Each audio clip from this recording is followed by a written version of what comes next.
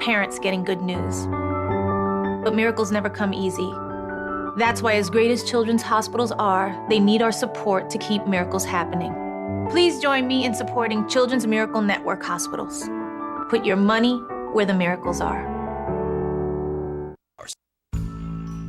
Friends of Santa Claus Incorporated presents the 2015 Christmas Tree Lane event at the National Orange Show on December 4th and 5th.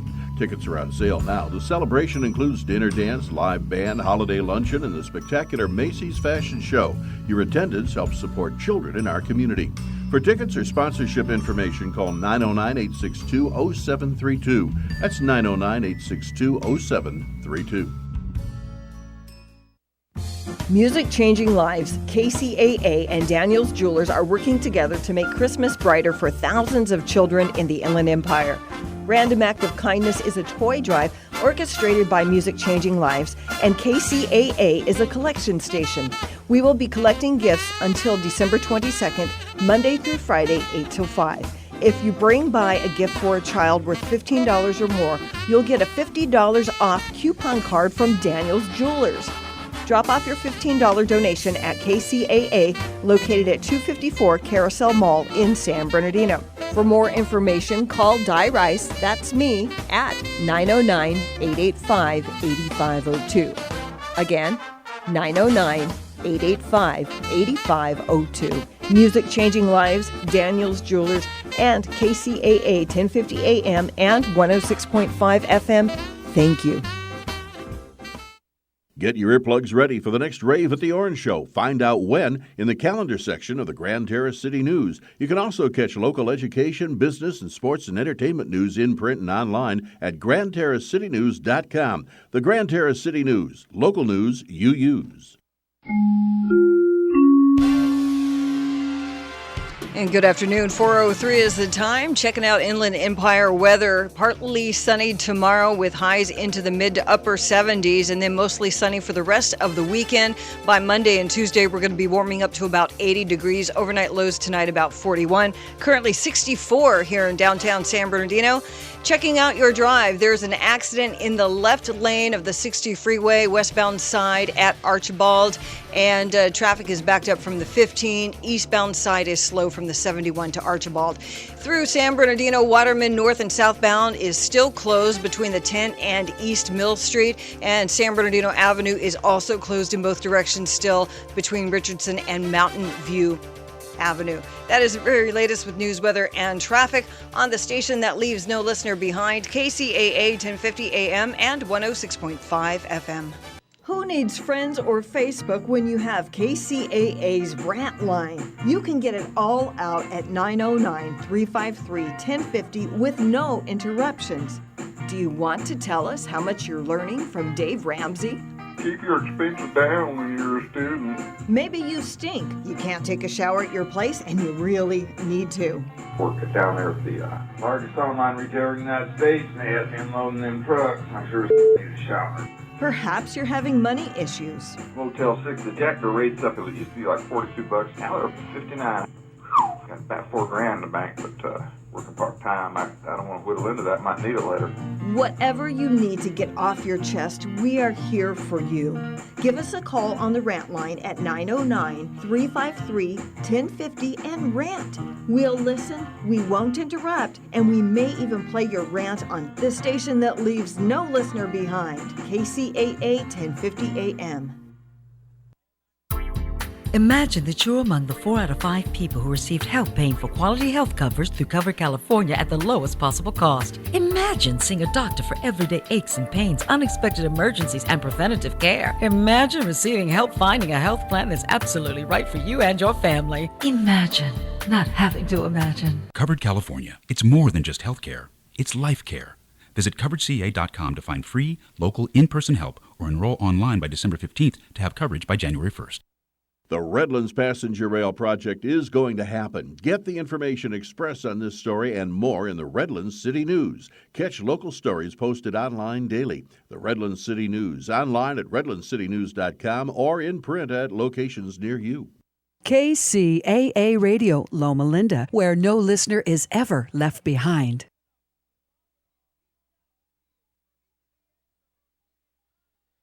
Hey Di, do you know that many people have no idea that the Carousel Mall is actually open? What? Do you tell them that that's where Kcaa is located? Of course, but there's more than just KCAA here. Oh, I know. It's a totally great place for a girls' outing. Here at the Carousel Mall, there's Mega Beauty Supply. And it's huge. Yeah, the biggest beauty supply store I've ever seen. And they have wigs and extensions. Then there's Backstreet Beauty Salon and Daniel's Jewelers, a store, by the way, for girls and guys. Yes, and Nail Fashions where they do waxing and eyelash extensions. There's Lisa's Threading. You know, Mark, eyebrow threading is a big thing nowadays. I do know about Mr. Yu's. Yes, when you're ready for lunch, it's Mr. Yu's Chinese restaurant. Best of all, Mr. Yu's is right next to KCAA. Yes, all this located in the Carousel Mall, right off the 215, the 2nd and 3rd Street exit. Come visit the Carousel Mall. We're open. For more info, go to kcaaradio.com.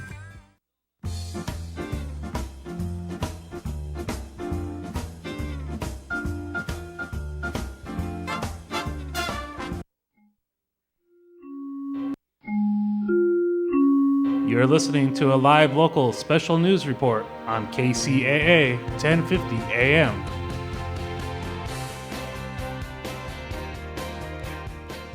KCAA 1050 AM and 106.5 FM. I'm Mark Westwood with a special report here on our CNBC News affiliate here in San Bernardino, California. We have the General Counsel along with Fred Plimley and myself. We'll have a short interview here to get some impressions and talk about the events that have happened in the last couple of days.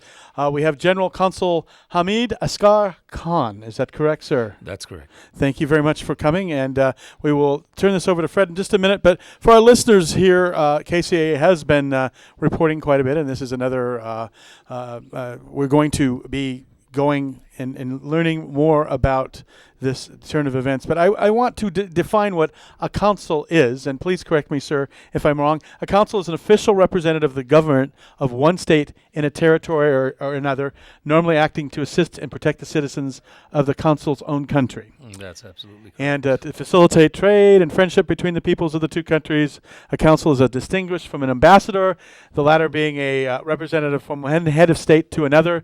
There can be only one ambassador from one country to another. However, there can be several consuls. Yes. And you work out of the Los Angeles area, is that correct, sir? That's correct. Right. And your duties revolve around diplomatic relations between the two countries. However, there may be several consuls in the country traveling and living abroad and to citizens of the country. And the council resides in the country they wish and wish to travel to, in, or trade with the council's country. You are basically, if I'm not mistaken, and please correct me because I'm learning in this situation too, kind of an attorney for the citizens of Pakistan. Yes, you could say that. Yes. Right. And you're paid by the government of Pakistan. That is correct, sir. Okay. And with me, Fred Plimley, who has arranged this interview. Fred used to work for the government of Malaysia. He's also someone who works for KCAA and Broadcast Management Services. As a disclaimer, Fred is also, I believe, of the Muslim faith, and also is very familiar with this religion and faith, and also is familiar with this country. The council doesn't represent the mosque, he represents the country and the government. So with no further ado, Fred, thank you for this, and I'm going to turn this over to Fred Plimley. All right. Well, thank you very much, Mark. And it's my pleasure to introduce the Honorable Hamid Asghar Khan, the Consul General of Pakistan, who represents the country of Pakistan, who is one of the United States' close allies. And Hamid, I wanted to ask you this terrible tragedy and what your thoughts were about it. Well, at the very outset, I'd like to say that I'm here today specifically to condole with the people of this county, especially those who have lost loved ones, on behalf of the government and the people of Pakistan. This has been a senseless and a mindless act of violence which has shaken all of us. Many of us have children, we all have families, and we truly feel the pain of those families who have undergone this bereavement. Which was completely mindless and senseless, as I said. Pakistan, unfortunately, is one of the countries which has at the forefront of the international war against terror. We have been struggling. We have had a huge amount of casualties over the last decade. The brave men and women of our armed forces, of our police, law enforcement, intelligence agencies, and a number of civilians have died at the hands of terrorist attacks in Pakistan. And the figure is staggering. It's over 50,000 people in the last decade alone.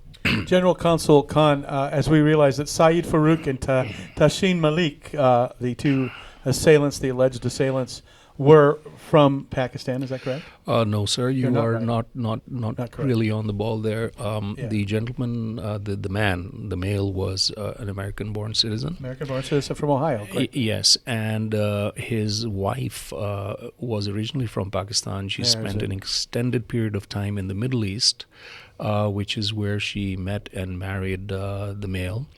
And she came to the United States on an immigrant visa, ultimately registering her marriage here in Riverside and getting a green card. So she was a green card holder, and they have not had any extensive interaction with or travel to Pakistan in the last couple of years, according to our records. Yeah. Now, radicalization, we're all familiar with this concept and this term. What can we do as two countries to kind of work this out so that we have better communications, that we can prevent this type of tragedy from happening again? Well, firstly, we don't know the reasons and the motives. We don't know how this happened and why this happened. This is an ongoing investigation at the moment. An hour ago, I met with the chief of police, also with the FBI officials who are in charge of the investigation. But as far as cooperation between our two countries is concerned, I think Fred pointed this out initially, that we are allies and we're very close allies. And Pakistan is actually officially designated as a major non-NATO ally of the United States. We're not a part of NATO, but in the category immediately below that, as far as alliances goes and cooperation goes, we are very, very close. And on this one, I can assure you that one of the purposes of coming down here to meet with law enforcement agents was to extend our condolences, but also to assure them that we are there to cooperate and to assist in any manner possible, because it is security and peace and safety of the citizens is a common goal. That is something that we have to do for our children, for future generations. The world, many would say, is becoming a more dangerous place. And we owe it to future generations. We have to stem the rot. We have to somehow or the other get our hands around this menace of terrorism, which is erupting all over, the globe. We remember the Sydney episode. Paris is very recent. Now we have this in peaceful San Bernardino. I mean, terrorists really have no sort of preference or bias when it comes to where they attack and who they attack, because this madness, this form of madness and criminal activity, it's indiscriminate in nature, and the basic purpose is to scare good people, away from a normal way of life. Mm-hmm. I believe Fred has a question. Yes, Hamid. I understand that in Pakistan you've had a serious terrorist problem as well, and it looks like now we're starting to face it. Well, I would seriously hope that this is a one-off situation which is not repeated ever. Frankly, the situation in Pakistan is slightly more complex because we have this huge border with Afghanistan, which, as you all know, has been undergoing a kind of difficult situation for the last 3 to 4 decades now. Mm-hmm. After the Afghan invasion, Afghanistan has, by the then Soviet Union, the Afghan nation has been at some kind of war with various factions and international mercenaries coming into the country, joining various factions, fighting each other. And due to the nature of the border between Pakistan and Afghanistan, we've really struggled to keep these people out of Pakistan. So what are some of the things that you're doing? As a country, we're just starting to deal with these things. And can you tell us some of the things that have been effective in your country to root out radicalization and terrorism against your citizens? Well, I think the situation, the ground realities of the two countries and the cultures and the situation is quite different. What can be done here is something that we have been working with U.S. officials very closely. It's outreach. There's really no question that California and especially Los Angeles is one of the most diverse cities in the entire world. So can you define outreach? I'm a little bit. By outreach, what we mean is that we must have more harmony. And the only way to promote harmony is by interaction between different cultures, different religions, different sects, different groups, different nationalities. People have to come together. It's definitely a difficult task. I mean, there was plenty of interaction between, the woman and the man, the shooters. The county government workers that worked with them actually gave them a baby shower. They were friends of theirs. How does this happen? We're just so puzzled, and we're looking to other people that have dealt with this more than we have to find out. I'm not trying to accuse anyone. I'm just trying to figure out how do we identify this? What steps can we do to make sure that we find these people, re-educate them? I don't know, bring them back into the main of society or something. I don't know. You see, this is being investigated now as an act of terror. Yes. It is not being classified as a terrorist attack as yet. It's being investigated as an act of terror, which it obviously was. And I apologize for jumping forward. A lot of us are jumping to those conclusions. Mm-hmm. And of course, we're inexperienced in our terminology. And these, you're absolutely spot on when you say that people are very puzzled and they're very taken aback, because I was at a mosque that this male used to frequent today. And I met with a lot of the people that he's been praying with. And everybody said that he was a very docile, quiet person. The only thing that they did mention was that he was a bit introverted. And after he got married, he went further and further, into his shell. So they were perhaps not very social, and not many people at the mosque knew them very well socially. Mm-hmm. So maybe this is an act of a mind snapping or something. I would imagine there have been Christian terrorists. Yes, there exactly. have been Catholic terrorists in Ireland. Let me tell you, it doesn't not one religion, one society. I'm not trying to bear down on the people of Pakistan. What I'm trying to do is somebody from Pakistan that's experienced with this to maybe give us some light. And in this case, I don't know whether you're aware of this, but one of the victims was shot 4 times and survived. Mm-hmm. She's actually a Muslim lady. I was not aware of that. Yeah. Yeah, and she was actually a co-worshipper at the same mosque that I visited today. Yeah. That is why I believe that perhaps now this is my own personal opinion and speculation based on this lady having been shot, that maybe the reason or the motive was not religion. Maybe it was a guy who's under some kind of personal private stress or pressure and his mind just snapped. Well, it was definitely planned. We have to say that. I mean, there's no way that you could have a spontaneous thing like that, leave a party that you were at, go, pipe bombs and remote control cars with a pipe bomb, and the carnage that happened and the amounts of rounds and stockpiling in the house. These individuals I'm talking about are individuals. Mm-hmm. As Martin Luther King says, we don't judge them by the color of their skin, but by the content of their character. Yes. These are people that, I don't believe it was a spontaneous thing. We have some allusions, or they've been alluding to the fact that Tasfeen Malik pledged her allegiance to one of the leaders of ISIS. So it's a difficult situation. But I think Fred has a question. I'm going to hand this over to Fred for a minute. Well, thank you very much, Mark. And as the Consul General Hamid Khan said, we were out at the Islamic Center of Riverside, and Dr. Mustafa Koko, who's the director, is going to be calling in and speaking with us here shortly. But Consul General, what would you like to say to the people of the United States, all the people that are tuning in the United States and around the world right now? Well, that's very simple. We stand by you. We are with you, and we feel your pain because we have endured this pain far too many times in Pakistan.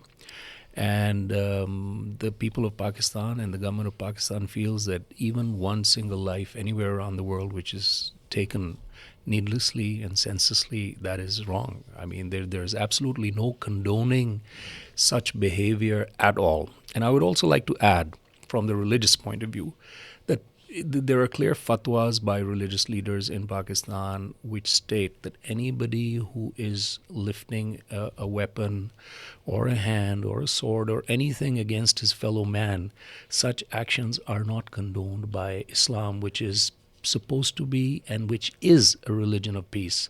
And Please, such people define just for a second. You said a word fatwas? Yes, absolutely. These are well considered opinions by religious scholars. There is no justification, and this has been stated very, very clearly by religious scholars in Pakistan, that you cannot kill somebody in the name of religion, if this act has been at all carried out in the name of religion. It could be a very combined, blurred line there, to be honest with you. I think that there might be some religion involved. There might be some hatred involved. The 14 people that were shot were basically their co-workers, and Yes. they knew them. So, we don't know what their future plans were, but, the shedding the light on this is that, it hasn't been said that it's terrorism, but the President of the United States handed this over to the Federal Bureau of Investigation now because of the new things that have come up. There's got to be some light shed on it. We also have to figure out, how do you define these people? How do you define these people? How do we stop this? We don't. The United States has its own internal terrorism. Its own internal terrorism. Yeah. 355 shootings in 1 year. We're the 300th. San Bernardino is the 355th mass shooting. That's shootings of more than 2 people. Most of the shootings involve about 4 people or 5 people or 6 people. This was 14 people killed, 21 people injured. We've got to find answers, and together, you are absolutely right. Together, we can find these answers. We have to step through, and find and learn and meet and know each other. We have to step aside from our prejudices. We have to reach out. And I'm hoping that we can keep that dialogue going. That's the purpose of talking to you today with me. I think Fred is just burning up over here. He wants to say something. So, Fred. Well, thank you very much, Mark. I want to thank you, the Honorable Hamid Asghar Khan, Consul General of Malaysia, for taking time out of your busy schedule to join us. And I'd like to ask you a question. What is it that you would like the people of the United States to do for you or help you with since they're listening? Well, right now I think it's the Pakistani American community and the government of Pakistan is right here. We would like to help the law enforcement agencies, the Federal Bureau of Investigation, with moving forward with this investigation so we can find out exactly what happened. And as you very correctly pointed out, once we know how and why this happened, only then can we start preventing any such further occurrence again. Because this is essential. We cannot let these lone wolves or these crazy individuals, cause friction between communities, between cultures, and between religions. There is absolutely no question in my mind that we have to have more understanding, more harmony, and if we want the goals of peace, prosperity, and progress to be attained, for that we must have harmonious relations between the cultures, communities, and religions. Now, as the General Counsel of Los Angeles area, this is the Los Angeles area. Do you have any plans to put this forward beyond talk, beyond speech? Is there anything in your mind, some sort of an event, something in action, motion that we can do?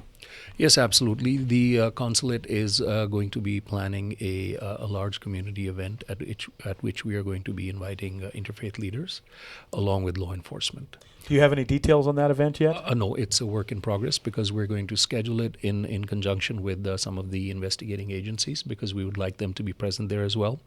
At this juncture, we don't want any misunderstandings to crop up between our community, the Pakistani American community, and any law enforcement agency. Obviously, the FBI, the police, the state police, all other agencies, they have to move forward with their investigation.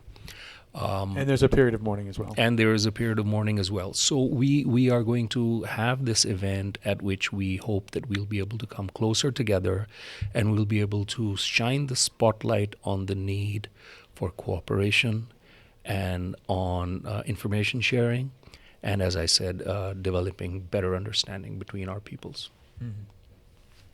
Well, I'd like to thank you very much, Hamid Asghar Khan, Consul General of Pakistan, for coming and taking your time thank you. and offering your condolences. And we're honored to have you as a guest here at CNBC Radio. One KCAA. last parting word. I would just like to also mention that while it is perhaps too early and not possible, one doesn't want to encroach on anybody's privacy, but I will be calling upon the Chief Executive of the San Bernardino County to officially, on behalf of the Government of Pakistan, present our condolences, heartfelt grief at this horrible happening, which involves so many of the county employees. Thank you, General Counsel. Thank you very much. Thank you for very coming to KCAA, and we hope to talk to you again, and we invite you back again. Thank you very much, sir. Thank you. Thank you, Fred. Let's go to a break now, Di, and we'll be back. We'll have some more people that want to talk from the Muslim faith and a mosque in Riverside and general area of this area. Thank you very much. KCAA, 1050 AM. Friends of Santa Claus Incorporated presents the 2015 Christmas Tree Lane event at the National Orange Show on December 4th and 5th. Tickets are on sale now. The celebration includes dinner dance, live band, holiday luncheon, and the spectacular Macy's Fashion Show. Your attendance helps support children in our community. For tickets or sponsorship information, call 909-862-0732. That's 909-862-0732. I am wearing Black Flies, my complete wardrobe. Black Flies shirt, Black Flies hat, and of course the legendary Black Flies shades. The ones I have on now, they're the lighter colored lenses. I've also got a pair of Sublime shades. They're also called the King shades. It's a cross between Elvis and the band Sublime. But then they've got all kinds of eyewear at Black Flies. Since 1991, a partying company and a lifestyle that's legendary. You can get it all at House of Flies in Costa Mesa. And don't forget Black Fly Day. That's right. The Friday after Thanksgiving. Great deals on all Black Flies eyewear. Tell them Poor Man sent you, and I'll give you a nice kiss. Mwah. House of Flies in Costa Mesa, 17th and Newport Boulevard. See you there. Did you know Cover California can help you find a low-cost quality health care plan that's absolutely right for you and your family? Did you know there's coverage for unexpected emergencies and everyday aches and pains? Did you know free preventative care like blood pressure and cholesterol screenings are also provided to stop small problems from getting bigger? Well, now you know. Covered California. It's more than just health care. It's life care. Visit CoveredCA.com to find free, local, in-person help or enroll online by December 15th to have coverage by January 1st.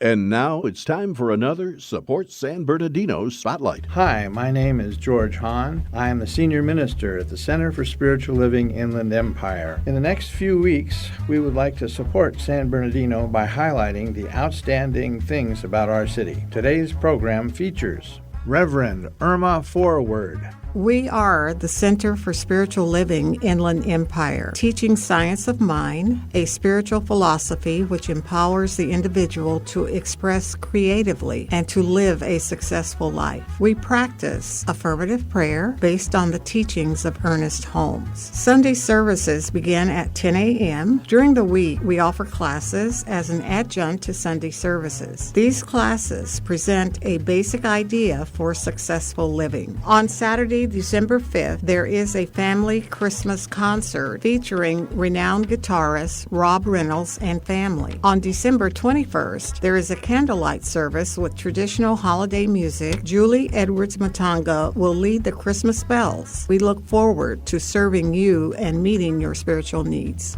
Thank you, Reverend Irma.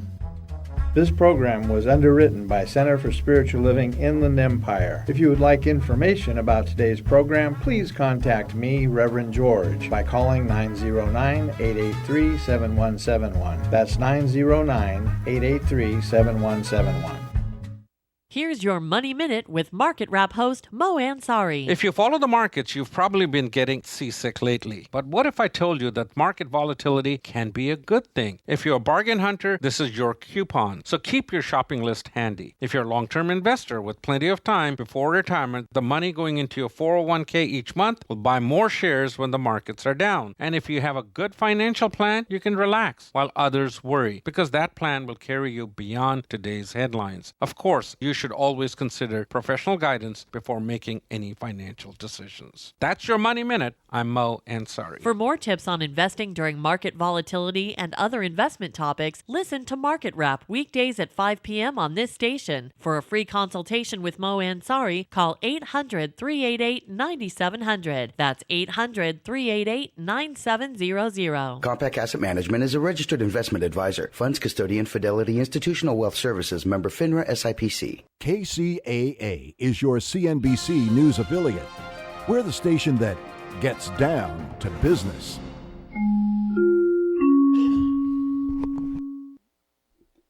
KCAA 1050 AM. We just finished up a very good interview with the general counsel of the Los Angeles area, the general counsel Hamid Asghar Khan. He's the general counsel of Pakistan. Of course, Pakistan is the country where one of the assailants did reside a couple of years ago, and that would have been Tasfeen Malik. We know very little about Tasfeen. In fact, a lot of the networks, they show pictures of Saeed Farouk, her partner, one half of the couple, but we don't see pictures of Tasfeen Malik, the mother of a 6-month-old baby who has been left with their grandmother and left without parents. And we're all wondering why. We're all wondering why the father of 6 children, Michael Wetzel, is gone, and why that family will have to go on. We have a lot of questions why 26-year-old and 27-year-old county workers were killed. We have a lot of questions, and we asked him some good questions. He is a official of a government, the government of Pakistan. He was not a member, well, he may be a member of the Muslim religion, he may be a member of a mosque, but he is not representing the mosque or the religion. He was representing the government. He is a general counsel. There can only be maybe 4 or 5 general counsels in a state, and only one ambassador from one country to another. But he represents the people of Pakistan in bureaucratic issues to both the citizens and of the council's own country, and traveling back and forth and abroad. So it was a very interesting interview with General Counsel Hamid Asghar Khan. We are thankful that he's here, and we're inviting him back. Now, I have to give credit to Fred Plymley. Fred brought this person here, and I think it was a good interview, don't you think? Excellent interview. And by the way, we have Dr. Mustafa Kuko, who's on the line. He's director of the Islamic Center of Riverside. And Saeed Rizwan Farouk attended the mosque there sometimes, and wanted to speak with Dr. Mustafa Kuko. How are you doing, sir? I'm fine. How about you? Very good, and thank you very much for calling in. And I'm Mark Westwood. I'm co-hosting this. You're most welcome. I'm the general manager of the radio station here, and along with Fred, we'll be talking to you. It'll be very interesting to talk to you. And welcome to KCAA. And you are the director of the mosque, okay, over in Riverside. Yes, I'm the director of the mosque. Yes.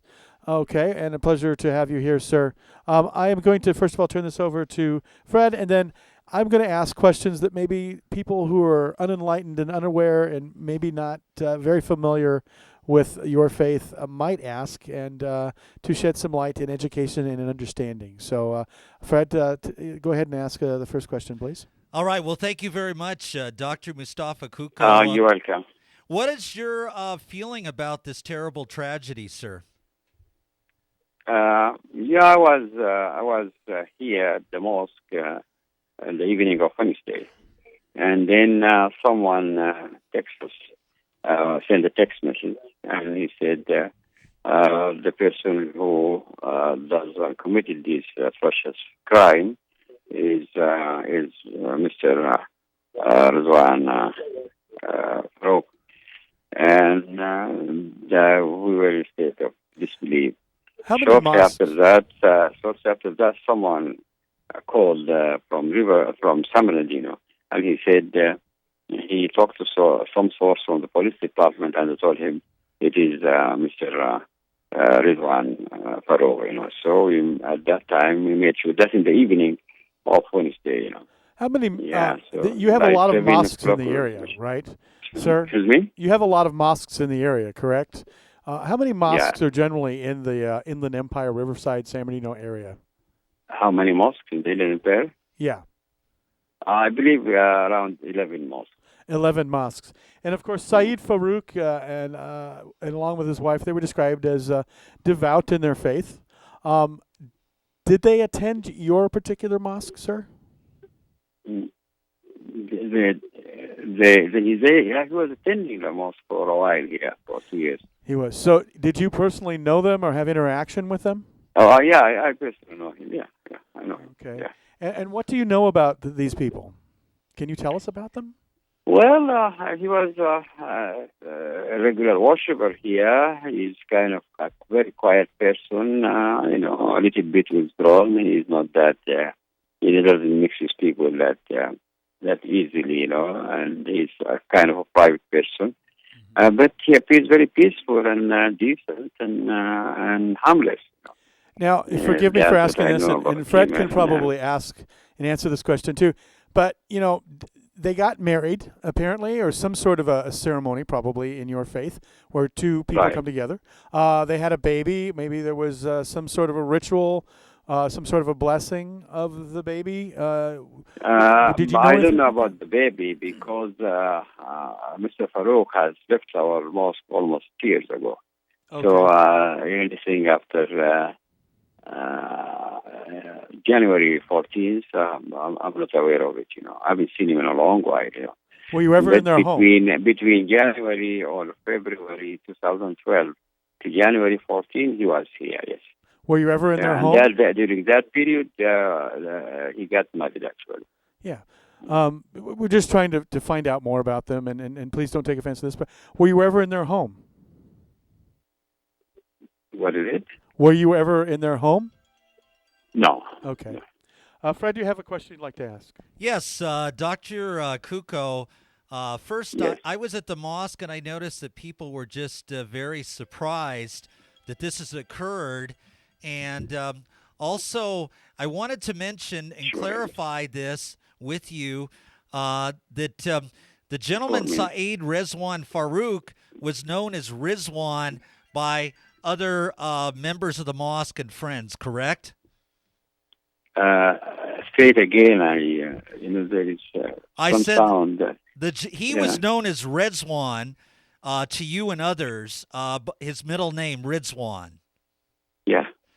And I noticed that there was just a lot of, people were really upset and condolences. And maybe you could share your feelings about this terrible event, sir. Yeah, it is. It's not only upsetting, but very demoralizing and shocking, and it's something that is, very horrendous crime, and we were not expecting it, and this is, all of us are very, very sad that something like that happened, and many people lost their lives, and many people get wounded and injured. That's awful, And particularly when it comes from someone who claims to be a Muslim, who was attending our mosque for some time, who was listening to our talks and lectures, and we speak about issues of moderation, issues of the balanced personality, and not to be someone who's extremist, and we talk to them as Islam as a religion of peace and calls for peaceful coexistence and brotherly relations and friendly relations, things like that. And he was there attending all these talks and listening, and maybe sometimes he asked questions and things like that.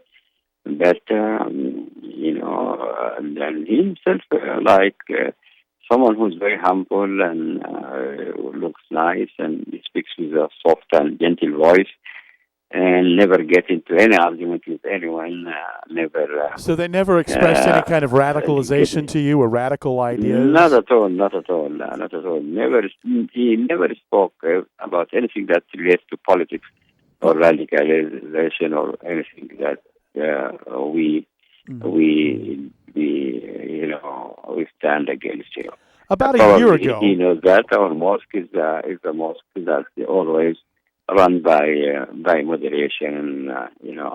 And we are middle of the road people. We don't have any extremism here, and we don't condone it. And probably that's why. Probably a lot. I don't know. To be honest, I cannot speak for him because it's beyond me. Because he never spoke to me. Yes. About a year ago, I was at your mosque. About a year ago, believe it or not, Fred, I was at your mosque. I know exactly where it was. There was a festival going on there, and I was there attending with some friends, and I found it to be a very peaceful place, a lot of praying going on, an interesting place. People were very friendly, lots of children there. By the way, I can barely hear you.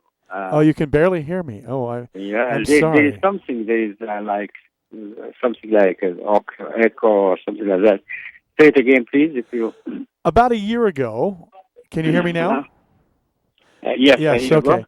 About a year ago, and you know what I'm going to do? I'm going to switch microphones, Di, because maybe that might be the better, problem. Yeah, because this microphone is not good.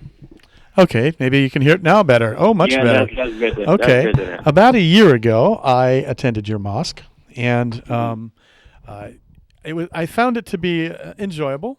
There was a lot of praying going on, of course. Thank you. And lots of children running around. It was a festival.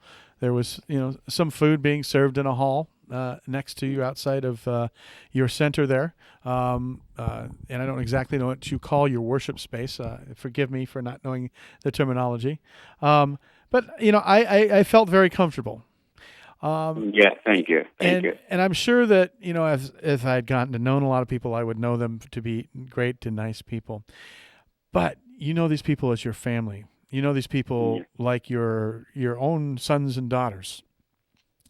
Is there, or can you identify, or do you know of anyone else around that you might want to counsel or say, that's not the right idea? Peace is the answer, that sort of thing. Is there any kind of radicalization you can identify in your mosque at all? No? None whatsoever. Most of the talks either done by me or some member of the community, and I have a schedule for that, and we select brothers and we have to ask the tough questions, cool-headed and people who have some sort of wisdom, and things like that, And throughout our history in this mosque, we've been in operation for 37 years, almost now. It's a mosque. We never played any sort of fanaticism or extremism or anything like that, Can you describe your job? You're called director of the mosque? Yeah, I'm the director, yeah. Is that the chief worship person or leader, or as the director of the mosque, somebody who secures funding and does the bills and all that, the building part? We don't have the title leader, but we have two titles here, director and imam. I'm director like a CEO. I run the organization from the administrative point of view, and also from the community relations, and then outreach programs, and also the general administration. And we have an imam who leads the prayers. Also, the activities this include the Friday services and the talks that we give on every morning and every evening, and also the conferences and the workshops and all that kind of stuff. This is my responsibility. Okay, very well. General activities, yeah. We have somebody like that in my Catholic church does the same thing. Yeah. They're not exactly the spiritual leader. They're the person that does the facilitation of the thing. But they're also very devout and a very active member of their faith. We just had someone join us. And Fred, if you would introduce that person for me, please. Okay, I'll be happy to do that. Amir Abdul Jalil, who's a member of the Islamic Center of Riverside, and he's also a friend of Saeed Rizwan Farouk, or was. But before we go, I want to ask one more question to you, Dr. Kcaa. You're an Islamic scholar, and what's your position on this this horrendous violence? It's awful. We condemn it, without reservation, And I have a real problem rectifying this irony. Someone who is so nice, so humble, so peaceful, and the acts of that has taken place on Wednesday, killing people, are something that's I'm trying to find answers, and I'm at a loss. Whenever I try to find an answer, I'm not getting it, And so far, there is no answer so far. Well, thank you very much, sir. Thank you very much. It's been a pleasure having you, and I reserve the right to have you back. It was a great interview, and you have a great weekend. My pleasure. Thank you. Thank you. Thank you very much, Dr. Mustafa Kcaa, Director of the Islamic Center of Riverside. And now we have Amir Abdul Jalil, who I believe you were a friend of Saeed, who is known as Rizwan Farouk, correct? And by the way, I'm Mark Westwood. I'm the manager of the radio station. And thank you for coming here. Thank you for having me. To be quite honest, you're a surprise. I did not know you were coming, and I did not know about you. But I will, first of all, thank you for coming. And thank you for having me. Let you know that I want you to feel comfortable. I want you to feel comfortable with answering questions. And like anything, the people of the city of San Bernardino, of which I grew up in. Me too. And you too, are puzzled, shocked. And I want you to understand that I understand that people of all faiths act out, that people of all faiths can be considered terrorists when they murder people. And my big concern, San Bernardino is number 355. 355 is an unacceptable number of mass shootings. Mass shootings being shootings of more than 2 people at one time. Okay. Lots of them are 3 and 4. We suffered 14, 21 injured, 2 police officers injured, and we've got to get to the bottom of this. So tough questions have to be answered. Yes. And very interesting that did I understand right? You knew the couple? Yeah. Well, I didn't know the couple. I knew the brother. I knew the man. Okay. You knew the brother of Saeed? No, I knew him. I call him my brother. Oh, excuse me. I'm sorry. Yes, you did know them. Yes. So how did you know them? Well, as a Muslim, the center of our life revolves around the masjid. So I would say 90% of the Muslims that I meet them through the masjid. So this particular individual I met at the masjid, and we had a pretty close relationship. Were you ever in their home? I was at his mother's home. I was invited to dinner at his mother's home. Okay. Yes. And his mother also is the person who has their baby now. Is that correct? I wasn't aware of that. Yes. With grandmother, I'm not sure. Then I'm a little bit confused on that. Forgive me. And did you ever meet Tashfir? His wife? Yes. I met her briefly, but in the Muslim community, we don't interact that much with men's wives unless we're really close friends. Okay. Yeah. And forgive the microphone in your way. It's okay. Yeah, but that's okay. I'm gonna. Fred wants to ask you a question, so Fred, Sure. go ahead. Well, yes, Amir. Let's get to this. Maybe you could tell us, about your interaction with Rizwan and what you thought about him and all of that. I know it was a shock. You just found out about it this morning. Yes. You did not know before this morning this happened? I knew that it happened. That you did not know it was Rushdie? No, and I was watching on the news and trying to make sense of it. And I recently moved to Los Angeles and Compton. And I grew up in San Bernardino. So when I heard about it, it hurt me. Mm-hmm. And it hurt me double because the thought that Muslims may have been involved in something like this. especially after the situation that just happened recently in France. Yes. So the relationship that I had with him is he's a brother that I met at the masjid, and we had a very good relationship. Yeah, yeah. You know, very kind individual. Did he ever show or exhibit anything? You didn't, all the activity that happened in the garage in Redlands. I still haven't seen that, but if you want to go over there, there's about 35 TV satellites over there right now. I was over there reporting. We've been very busy here. I was reporting news in Paris. I've been on CNN, CNBC. This has interrupted our town. Let me tell you this way. Oh yeah. We know all about this right now. It's kind of amazing that But so, can you shed any light on this at all? Like I said, I found out this afternoon. Yeah. I heard about it. Of course, it was on the news. It was all on all stations. So I heard about it, and the fact that it was San Bernardino was dear to me because I grew up here, and I knew that if a Muslim was involved, I might not have known them personally, but I may have been aware of them. But you knew this one. Yes. Yeah. Because he was a regular at Riverside Masjid. It's kind of like me. I had a friend that committed suicide about a year ago, and it just shocked me to my core. He exhibited no. Yeah. He was he was a police officer. I will say that. And he had a great life. He had great salary. He had a great partner in life. You just don't know why people do things. I wish we could shed some more light on it so that we could, talk more about fixing it. In your time with, you go to the mosques and you pray.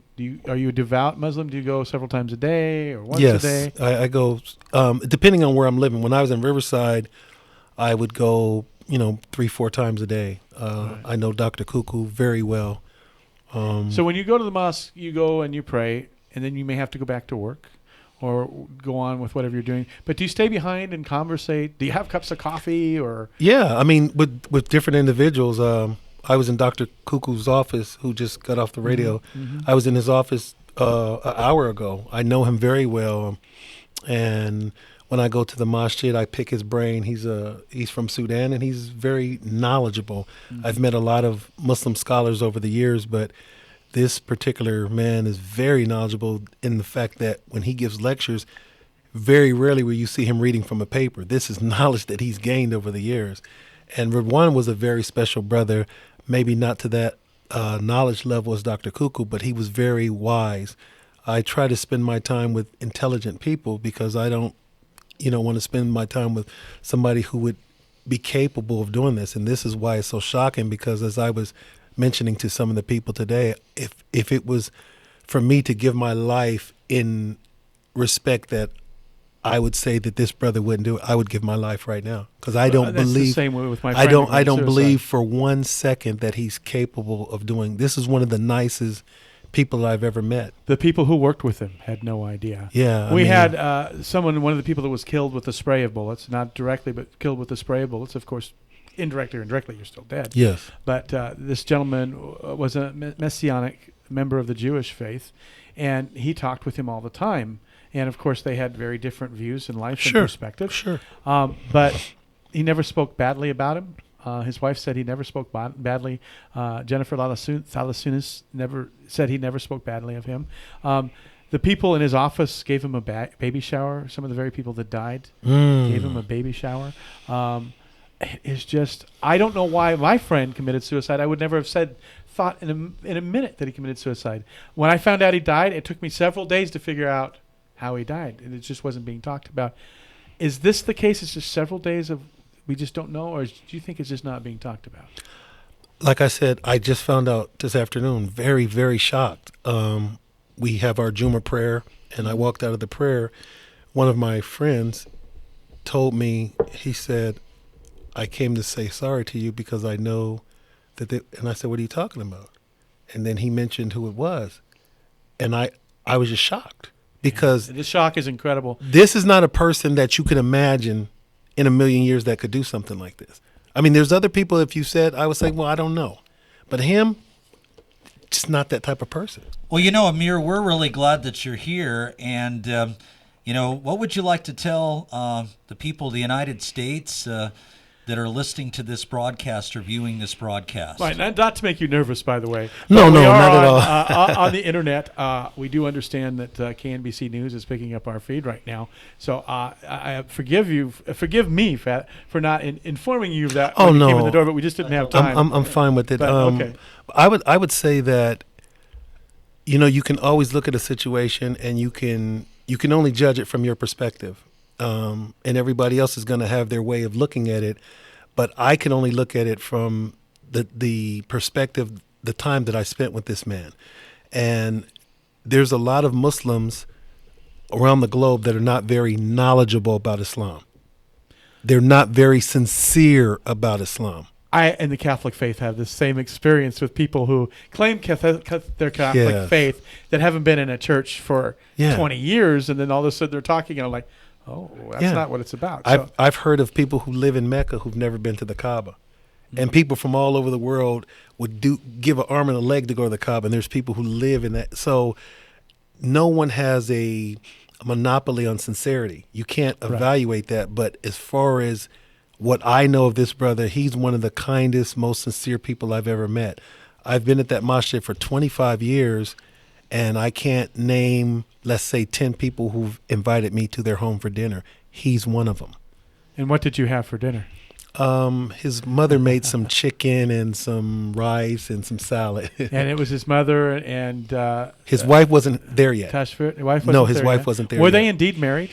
Yes, they were. He and I remember when he went to go marry her. It was during Ramadan. The first 20 days of Ramadan, he was there. The last 10 days, he went to Mecca and he performed his Umrah. Is that what the ceremony is called, an Umrah? Yeah, the Umrah is a lesser Hajj. Hajj is only one time a year, but the Umrah you can go, and people go to Umrah every single day. In fact, there's people making Umrah right now. By the way, Di, we're going to go over the top of the hour, do the legal ID, and then we'll go into the next hour. So the issue is the Umrah is kind of like a trial Hajj, isn't it? Well, it's a they call it a lesser Hajj because for the Umrah you don't have to have a I don't know what they call it, but for the Hajj you have to get permission. You know what I mean? So yeah, because each government or country has a limit on how many people can go, I believe. Yes. This is what I believe, yeah. Yes. They have a limit of the number of people that you go. can only fit so many people in that area. And this last particular Hajj, one of my best friends, Yusuf Barber, went to Hajj, and a number of people, a couple hundred people died on Hajj because people get trampled. You got 3 million people in this small area, and they're all performing these same rituals. Well, I have a whole other set of questions to ask you. It's a very interesting conversation. For the people who just joined us, we're talking to someone who knew personally and considers themselves a brother in faith to Saeed Farouk, who we now know is the shooter in the what in France is being called the Christmas Party Massacre, which is being referred to as the San Bernardino Massacre around here. And, of course, we are having this conversation to commence understanding, to figure out what happened, and to go on in life. And we're going to do that. We have to step aside just for a second and pause because we have something legal we have to do called our legal ID. Di? This is 1050 AM KCAA Loma Linda and KCAA FM Ukaipa 106.5 FM. And I'm Mark Westwood, returning back with a very special report here on KCAA 1050 AM and 106.5 FM, your CNBC News affiliate. And we are speaking with a friend who has been brought to us by Fred Plimley of the shooter that we now know and everybody is aware of in San Bernardino and around the world as Saeed Farouk. As we try to piece these puzzles together and these pieces together, what we've learned in the last hour is that he did not know this individual to be mean. Not at all. Spiteful, angry. Was there ever an episode of anger? Never. And he actually gave lectures at our masjid, like sometimes the morning prayer, the Fajr prayer, the early morning prayer, or the evening prayer, the last prayer of the evening. Dr. Kcaa or some other knowledgeable people would give lectures. He was known to give lectures, and we would even request him to give lectures. One of the things that I enjoyed about the way he spoke, he wasn't. Some people are pro, because he's Pakistan, they're pro-Pakistan. If Pakistan's government does something. He was definitely from Pakistan. He was definitely from Pakistan. But he wasn't a pro-Pakistani as far as I saw. Well, he was born in, I believe, in Ohio. Okay. And he spent some time in Illinois. Mhm. And then he came here, and he attended school at the college here in town. I think UC Riverside. UC Riverside. I think We've heard so. Cal State San Bernardino. I've heard Cal State Fullerton. I'm not quite sure. Okay. Doesn't matter, really. Basically, we do know he had a college education. Yes. He had some letters behind his name. He was very well educated. Very well educated. And, he was an environmental health specialist with the county of Riverside. And he had a good job. $50,000 a year plus about $20,000 a year in benefits. Yeah. Some people say he was living the American dream. Definitely. Yet, in his especially garage- coming from Pakistan background, he was living very well. Very, very well. Very well. Well, one thing, this is Fred Plumley, and we're speaking with Amir Abdul Jalil. And wanted to ask you, Amir, how long did you know Rizwan? And we're talking about Saeed Rizwan Farouk, which most of you knew as Rizwan. I would say I know him a couple of years. And like I said, I had a very good relationship with him. Went to his house for dinner. He's invited me to lunch on several occasions. I have a car at the masjid that still broke down, and he had begun fixing on it. So he knew how to work on automobiles, I guess. Yes, he did it as a hobby. Oh, really? Yeah. I understand he liked to do target shooting, too. I don't know about. That's what has been said on the news. I can't even imagine him doing that. You know what I mean? Did you ever see guns in his house? I went to his house for dinner. We went to the garage, and he showed me a Mustang that he had. So you were actually in that garage at 53 North Center Street. North Center Street. No. That's in Redlands. That's in Redlands. I was at his house in Riverside, which is by Tyler Mall. So he lived in Riverside and had a dwelling over in Redlands then too. Then. Well, his mother lived in Riverside, and prior to him getting married, that's where he lived. And that's where you were at. That's where I was. Yes. Oh, okay. Yes. Okay. Okay, and obviously you never had any idea that anything like this would happen, correct? Not at all. I mean, like I said, I've met a lot of Muslims over the past 25 years, and he would be one of the ones that I would hold in the highest esteem. Of course, I don't know everything about this individual personally. We never know everything about our friends, but out of 25 years, as I said, maybe 10 people may have invited me to their home. He was one of them. And, I met his mother. His mother was very kind as well. And, it would be different if he came from a background where maybe they had a very dysfunctional family, which it would appear that way. It didn't appear that way. It seemed like his mother was very, very kind and very receptive to me because he brought me, and I don't. You broke bread with them. Yes, You and were I don't there in feel their that. home. I don't feel that same love from many of the Muslims. And many Muslims would be upset if I said that, but I believe in truth. That obviously there was something there. Obviously there must have been some anger, some pile up, some ferocity. Of course. How do you enter a room of coworkers and your friends? These are questions you don't need to answer. Well, I don't. Like I said, I don't believe that he did that. I don't know what happened. So you think he might be innocent of this? I would say 100%. I would think he's innocent. Really? 100%. I would not. You do not believe he's the shooter? If I'm not saying that he didn't shoot, but was he drugged? You know what I mean? I'm saying for me, what I know of this person, he doesn't have that in him. He doesn't have that in him. I mean, if you never met his new wife?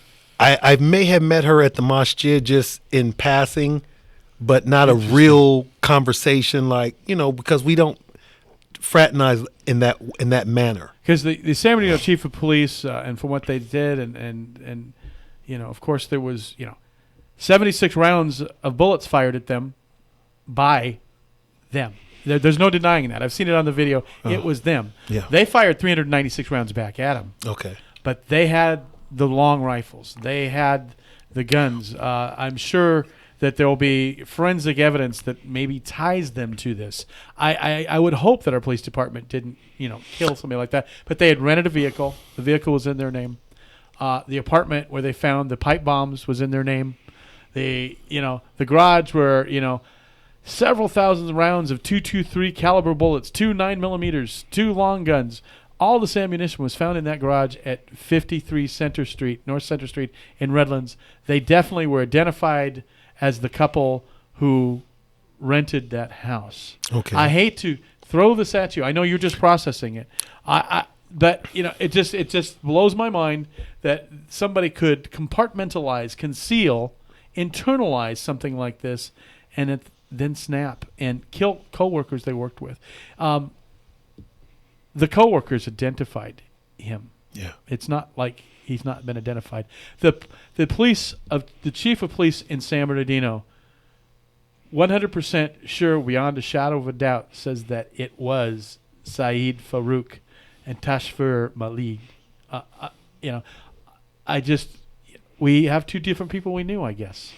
And unfortunately, the public got to meet the other one. Well, I would say, if you think about 52 years ago, November 22nd, 1963, the President of the United States was assassinated. I was 6 months old.